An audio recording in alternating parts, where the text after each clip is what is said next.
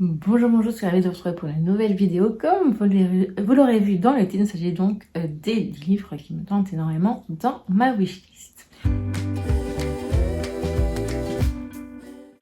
Donc on est déjà au 13e vidéo, des 10 livres qui me tentent énormément dans ma wishlist. J'avoue que j'ai pas vraiment vérifié pour tous les titres, mais je pense qu'il y en a que je vous ai peut-être déjà présenté depuis le début d'année, donc peut-être dans la toute première vidéo, donc au mois de janvier. Je vais vérifier. Est-ce que j'en avais déjà parlé? Non. Non, finalement non. Donc ça va. Je croyais que j'en avais déjà parlé, mais j'en ai déjà parlé dans d'autres vidéos de toute façon, de ce premier titre que j'ai mis dedans, donc ce premier livre. Donc c'est Flavia de Luce, donc le tome 2, Crime sur les planches, donc de Alan Bradley, donc chez Verso.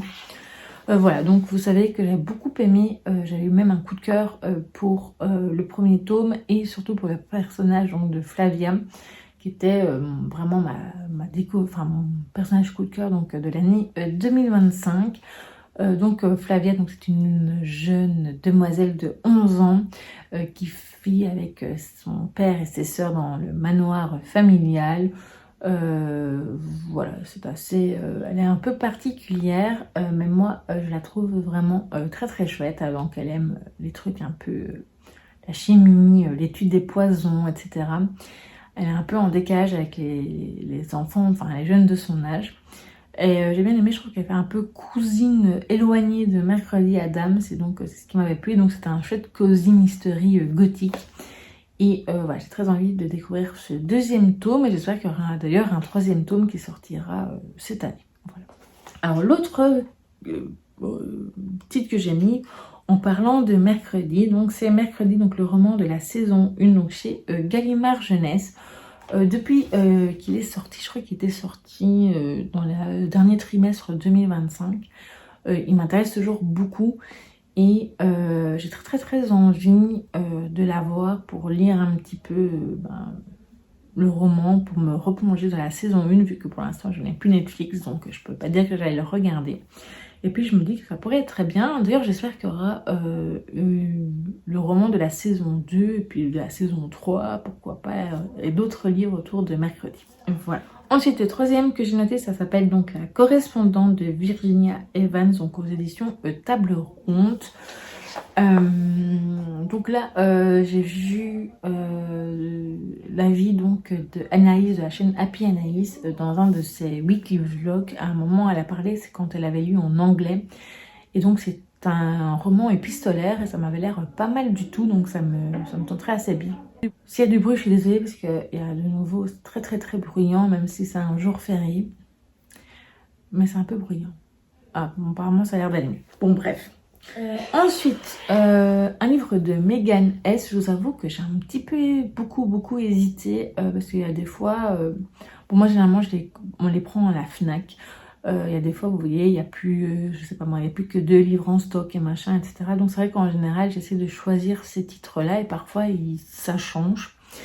Et celui que j'ai noté, il me plaît assez bien parce que ça me ferait un petit peu un petit voyage. Ça changerait un peu de ce que j'ai pu lire, vu que je pense que c'est vraiment le côté shopping, boutique, restaurant, hôtel, où il faut aller là-bas.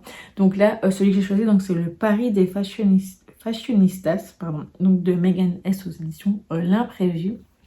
Mais j'avoue qu'il y avait 2 autres titres qui me plaisaient même beaucoup, et même la version de Londres, donc des Fashionistas, qui me plaisait énormément aussi, donc voilà, je sais pas. Mais en tout cas, il y aura un livre de Megan S. J'ai mis ce titre-là, mais ça pourrait très bien être un autre ou plusieurs autres, même d'ailleurs. Ce serait à voir dans les 2 prochains mois. Voilà. Ensuite, un livre Disney, même un beau livre Disney, ça fait longtemps que j'en ai pu acheter. Si vous me suiviez au moment où j'avais... où la chaîne s'appelait Les Lectures d'Aurélie, vous savez que je vous avais fait pas mal de vidéos sur les livres Disney que j'avais, je vous en présentais régulièrement. Et donc là c'est un qui était sorti l'année passée, donc c'est Disney Museum, donc un cycle de récits magiques en images, donc de Xavier Hanna, donc c'est chez Hachette Heroes. Voilà, donc je pense que c'est tout des trucs par rapport aux archives qui se trouvent dans le Disney Museum. Et ça m'intéresse assez bien, il est pas trop cher, c'est 20 €, pas plus. Et ça, le prix c'est bien, c'est généralement des beaux livres Disney, généralement c'est plus de 20, 25, voire même 30 €, donc voilà. Ensuite c'est un roman graphique, donc c'est à tous les garçons que j'ai aimé, donc d'après le roman de Jenny Han, donc c'est chez Jeune Gueule, donc dans leur collection romance graphique, pardon, je vais y arriver. Ça a l'air très sympa. J'ai vu une personne sur Instagram, j'ai oublié le pseudo, qui la présentait dans celle qu'elle préférait sur les relations amoureuses, etc. Et donc, puis moi j'avais bien aimé le film, donc voilà. Ensuite, on continue dans une romance, donc une qui me tente depuis très très longtemps. J'ai entendu de bons avis dessus et ça a l'air assez mignon. Donc voilà. Donc c'est Better Than the Movies, donc pardon pour la prononciation, donc de Lynn Painter, donc chez Comet. J'ai jamais lu de livre de cette maison d'édition et donc je pense que ça pourrait être l'occasion également. Ça a l'air assez une comédie romantique, c'est ce que j'aime assez bien en général. Ensuite, c'est Hommage à J.R.R. Tolkien, donc Promenade en Terre du Milieu, donc de Yannick Chazareng, donc chez Inis Édition. Et donc c'est une édition augmentée, parce que moi j'avais déjà repéré l'édition précédente, mais je l'avais jamais achetée. Voilà, donc je pense qu'il n'y a pas besoin vraiment de plus que ça. Donc c'est plutôt un livre essai sur toute l'œuvre donc de Tolkien et également tout ce qui peut être comme film, série, etc. autour de l'univers, donc ça m'a l'air très très bien. Ensuite, une petite bande dessinée que j'aime beaucoup, donc le 7e tome d'une série, donc c'est Enola les animaux extraordinaires, donc la sirène qui avait les yeux de Chimène, donc de Joris Chamblin, je sais plus parler aujourd'hui, et Lucille Thibaudet, donc c'est aux éditions de la Gouttière, et donc voilà. Ça fait un moment que je pense que je suis à jour maintenant dans la série, j'aimerais bien continuer, je pense qu'il y a également un tome 8 et un tome 9, le tome 9 m'est sorti il n'y a pas très longtemps, et donc voilà, j'aimerais bien continuer cette série. Ensuite, ils sont à égalité, donc j'ai pas pu départager, donc en fait il y en a 11, comme la vidéo précédente je pense, et donc voilà. J'ai noté, ce sont deux romances, comédies romantiques, ou plutôt roman, non, il y en a peut-être un, c'est plutôt un roman d'amitié, feel good, etc. Alors le premier c'est People We Meet on Vacation, Vacation, ouais. Donc de Emily Henry, donc c'est chez Hauteville Poche, et donc cette couverture là c'est apparemment l'édition collector. Voilà, donc je pense pas que j'achèterai en grand format un livre d'Emily Henry, peut-être. C'est vrai que le book lover il me tente assez bien, mais voilà. Je trouve la couverture assez jolie. J'ai vu qu'il y avait forcément le film Netflix, mais je ne l'ai pas vu, donc si jamais pendant l'été je reprendrai, on ne sait jamais, pendant un mois ou deux Netflix, ce serait pour le regarder, et voilà. Et l'idéal ce serait de lire avant pour pouvoir comparer, ça c'est toujours gai. Voilà, donc il m'avait l'air assez sympathique. Et enfin, c'était une sortie du mois d'avril, donc du mois passé. Donc c'était Sipping Love de Élise Giraudot et Manon Lécuyer. Donc c'est chez Solaire Poche. Je suis très fan de ce Jaspache version piscine et tout.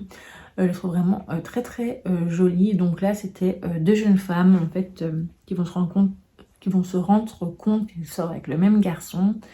Et pour se venger, ils vont devenir amies et elles vont partir toutes les deux à l'île Maurice. Et donc voilà. Ça sent bon l'été, etc. Donc je me dis pourquoi pas.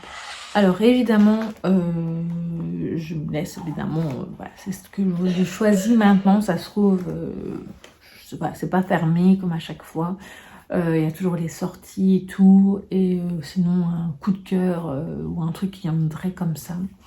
Mais voilà les livres que potentiellement je pourrais acheter ou demander, parce qu'on a peut-être certains qui pourraient rentrer dans le livre mystère. Même si c'est vrai que les romans de plus de 200 pages, j'évite parce que j'aime mieux vous faire le livre mystère durant, je vous présente le lire avant de clôturer la vidéo. Et donc voilà. Mais bon, je pourrais peut-être changer ma façon de faire aussi, lire une partie, si c'est un gros roman, et pouvoir vous donner une partie de mon avis déjà. Je sais pas. Mais bon, pour l'instant, je continue version moins de 200 pages, ça me plaît assez bien. Voilà donc pour les livres qui me tentent énormément dans ma wishlist. Est-ce qu'il y a des titres qui vous intéressent ou que vous avez découvert? N'hésitez pas à me dire tout ça en commentaire. Je vous dis donc à très vite pour une prochaine vidéo.